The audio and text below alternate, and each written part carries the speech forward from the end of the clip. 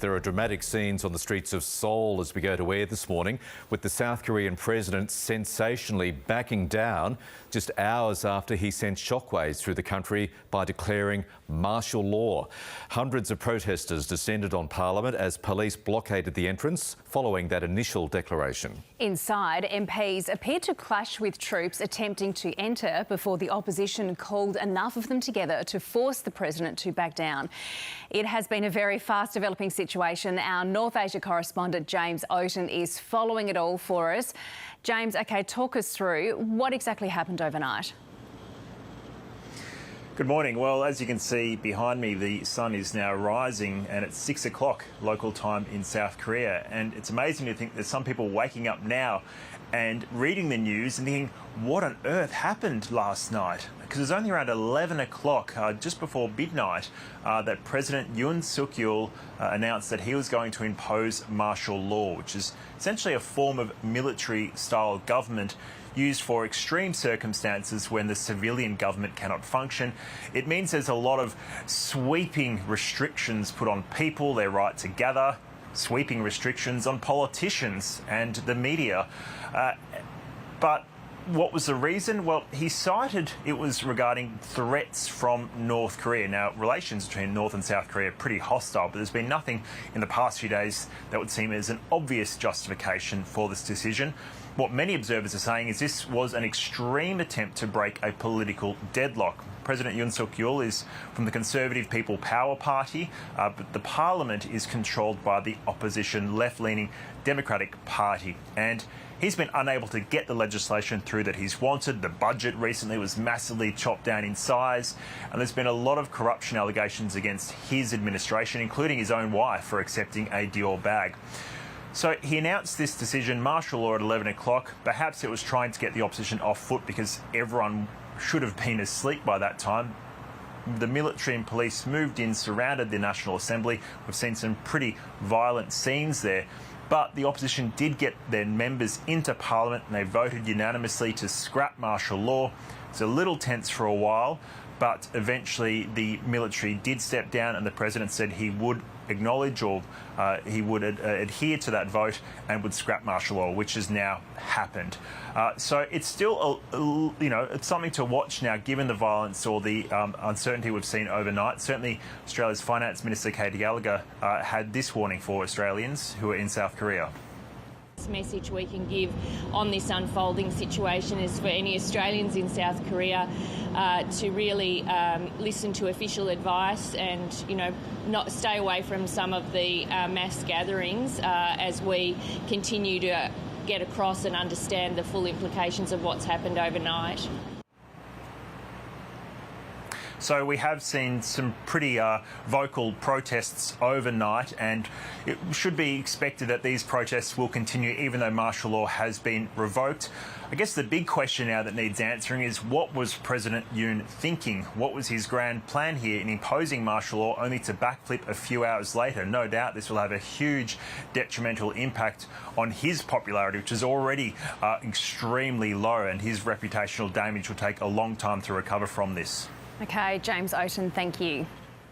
The prime suspect in the notorious Easey Street double murder almost 50 years ago has landed in Melbourne and is expected to face court within hours. Reporter Stephanie Ferrier joins us now from Victoria Police Headquarters. So, Steph, what has happened overnight?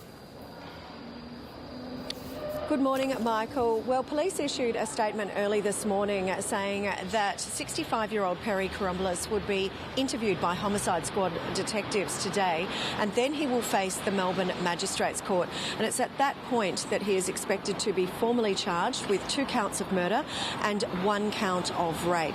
Now, he was brought here to the West Melbourne Police Station, the headquarters here, in the early hours of the morning. That was after his flight touchdown from Rome via Doha just before midnight. Now, he was flanked by homicide squad detectives on that Qatar Airways commercial flight.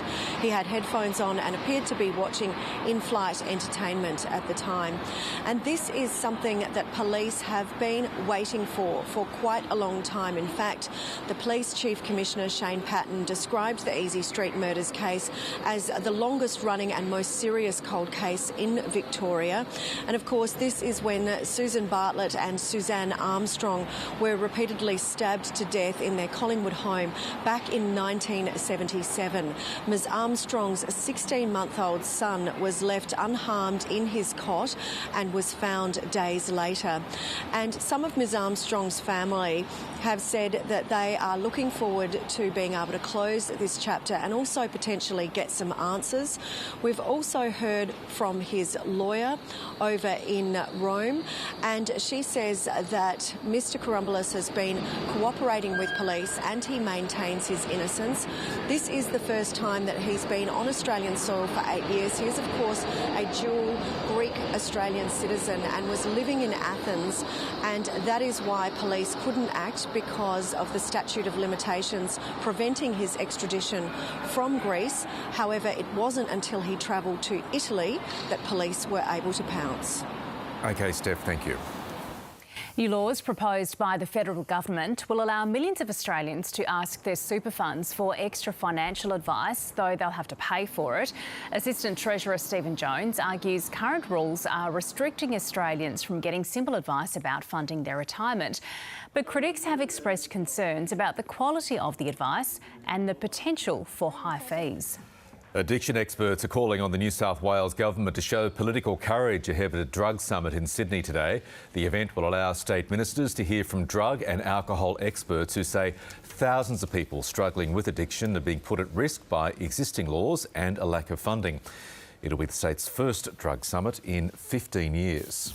Woolworths has filed an urgent application with the Fair Work Commission to stop union blockades at its distribution centres.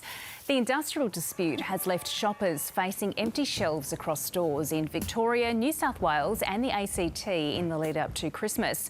The United Workers Union says its members will continue action until a pay agreement is reached. Women and children in Victoria's remote and regional areas are almost twice as likely to experience family violence. That's according to new analysis of data by the ABC. The analysis found the family violence crime rate outside Melbourne was 84% higher than for the capital last financial year. Experts are calling for more funding to address this alarming gap. It has grown, in fact, in each of the last 5 years. OK, let's take a quick look at global markets now, and the Dow has closed lower. Our futures are pointing down as well. The Australian dollar is up marginally. It's now sitting at 64.83 US cents. A wildlife sanctuary near Mackay claims to have the largest crocodile in captivity in Queensland. The monster croc, named Oaten, has an unofficial length of just over 5 metres. Quite the croc. Oaten's keepers are calling on the owners of another contender, Crocodile, love these names, to consent to an official measuring contest to see who snaps up the title.